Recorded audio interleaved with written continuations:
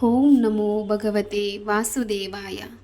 ಶ್ರೀ ಗುರುಚರಿತ್ರೆ, ಶ್ರೀ ದತ್ತಾತ್ರೇಯ ಚರಿತ್ರೆ, ನಿತ್ಯ ಪಾರಾಯಣ ಗ್ರಂಥ, ಅಧ್ಯಾಯ 12. ಶ್ರೀ ಗುರುಭ್ಯೋ ನಮಃ. ಹರಿ ಓಂ. ನರಹರಿಯು ತಾಯಿಗೆ ಜ್ಞಾನೋಪದೇಶವನ್ನು ಮಾಡಿದನು. ಅಮ್ಮ, ನಮ್ಮ ಶರೀರವು ನಿತ್ಯವಲ್ಲ. ಎಲ್ಲಿಯವರೆಗೂ ಇದು ಶಕ್ತವಾಗಿರುವುದೋ ಅಲ್ಲಿಯವರೆಗೂ ಸತ್ಕಾರ್ಯಗಳನ್ನೇ ಮಾಡಬೇಕು. ಪತ್ನಿ, ಮನೆ, ಮಕ್ಕಳು ಯಾವುದೂ ಶಾಶ್ವತವಲ್ಲ.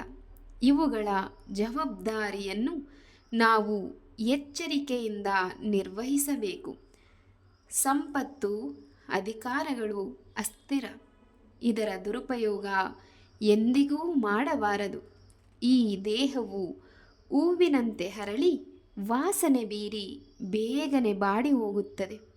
ಆಗ ತಾಯಿಯು, ಮಗು, ನಮಗೆ ಇನ್ನೊಬ್ಬ ಪುತ್ರನು ಜನಿಸುವವರೆಗಾದರೂ ಇಲ್ಲಿರಬಾರದೇ?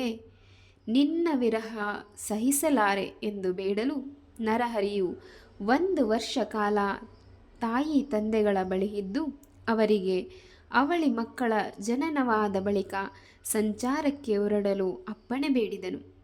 ತಾಯಿಗೆ ಇನ್ನಿಬ್ಬರು ಪುತ್ರರು, ಒಬ್ಬ ಮಗಳು ಜನಿಸುವಂತೆ ಅನುಗ್ರಹಿಸಿದನು. ಅನೇಕರು ಈ ಬಾಲ ತಪಸ್ವಿಯ ಶಿಷ್ಯರಾದರು. ವಿರಹದಿಂದ ಬಳಲಿದ ತಾಯಿಗೆ, ಅಮ್ಮ, ನೀವು ನನ್ನನ್ನು ನೆನೆದಾಗ ಬರುವೆ, ಚಿಂತೆ ಬೇಡ. ಇನ್ನು 21 ವರ್ಷಗಳ ನಂತರ ಮತ್ತೆ ಬರುತ್ತೇನೆ. ಈಗ ತೀರ್ಥಯಾತ್ರೆಗೆ ಹೊರಟು ಋಷಿಗಳ ದರ್ಶನ ಪಡೆಯುತ್ತೇನೆ ಎಂದು ಹೇಳಿ ತನ್ನ ಮೂಲ ರೂಪವನ್ನು ತೋರಿಸಿ ನರಹರಿ ತಪಸ್ಸಿಗೆ ಹೊರಟನು. ಮೊದಲು ನರಹರಿಯು ಕಾಶಿ ಕ್ಷೇತ್ರವನ್ನು ತಲುಪಿ ಅಲ್ಲಿನ ದತ್ತ ಘಾಟಿನಲ್ಲಿ ತಪೋನಿರತನಾದನು. ಅಲ್ಲಿದ್ದ ಸಕಲರೂ ಈ ಬಾಲಯೋಗಿಯ ತೇಜಸ್ಸಿಗೆ ತಲೆಬಾಗಿದರು. ಈತನ ವೈರಾಗ್ಯವನ್ನು ಮೆಚ್ಚಿದರು.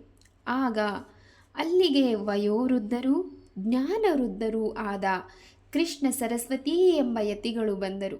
ಆ ಯತಿಗಳು ತಮ್ಮ ಶಿಷ್ಯರಿಗೆ, ಈ ಬ್ರಹ್ಮಚಾರಿಯು ಸಾಮಾನ್ಯನಲ್ಲ. ಇವನು ನಾರಾಯಣನೇ ಆದ ದತ್ತಾತ್ರೇಯನ ಅವತಾರಿಯು.